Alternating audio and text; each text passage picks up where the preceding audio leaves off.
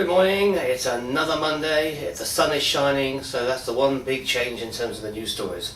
Otherwise, I'm afraid it's still doom and gloom on the business front. A new report spotted by the government by Professor John Kay says that the stock market is inefficient and should be re-examined, especially in terms of short-term trades. Meanwhile, dividends only continue to increase according to capital registrars.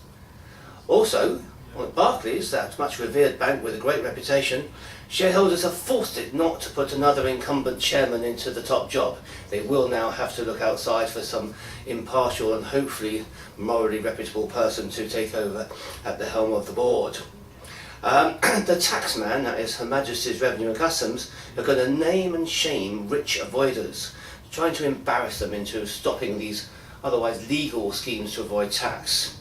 Finally, the recruiters are also being held to account by the Revenue, who claims that there's £390 million worth of tax avoidance going on by the recruiters. I'm sure our client Randstad is not one of those, being the reputable company it is. Turning on to the PF front. According to the Express, there's mortgage joy, as it expects mortgage rates to come down by about 0.5% over the next month or so.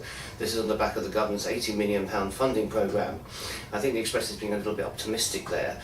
I think what rate cuts there will be would have happened probably anyway, and it's not down to the government's £80 billion pledge. Pension funds are tearing the heart out of their members' retirement funds, according to Steve Webb, the government minister, who's on the warpath against unfair pension fund managers imposing unfair charges.